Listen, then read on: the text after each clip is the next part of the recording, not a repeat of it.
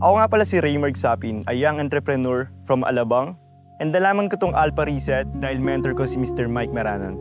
Actually, ako wala akong clear expectation, pero from the word itself, Alpha Reset.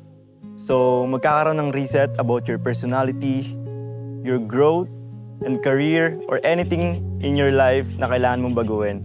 First day, para sa akin kasi walang mahirap na ginawa. More on magical yung mga nangyayari. Everything is perfect. Even the hard things, for me, it's not a challenge. It's part of the plan ni Lord para sa atin sa bawat araw na ginawa niya dun sa day 1. It's not hard. It's actually helpful pagdating sa pag-reset. First is sleep. So dumating kami dito ng puyat. Pero yung first day pa lang nireset na yung body clock namin, yung circadian rhythm namin na fix na agad. Siguro para sa akin, isa sa mga pinakamalaking nagbago is yung shift sa mindset na tayo lang yung naglilimit sa kung anong kaya nating abutin sa mundong to. Not knowing na we are a limitless being na kinreate ni God. So that's one thing na tumatak ng sobra sa akin from day 1 until this day.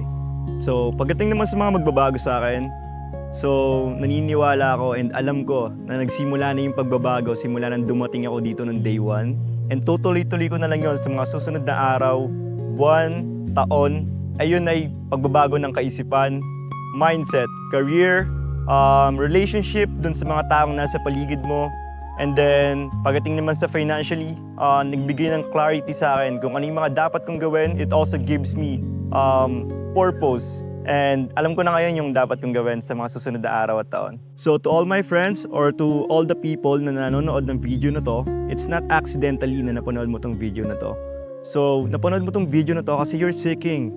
You're also looking for a community like this na matutulungan kang ilabas, maging vulnerable, ilabas yung mga tinatago mong fear, regrets, anything na hindi mo ma-share dun sa mga nakakasama mo lagi. So this is the best space, a safe haven, community para sa'yo, mag-grow sa life, and then mag-grow spiritually, mentally, kasama yung mga beautiful souls na nandito sa Alpha Reset. I am Raymark and I'm proud to be a Batch 2 member of this Alpha Reset.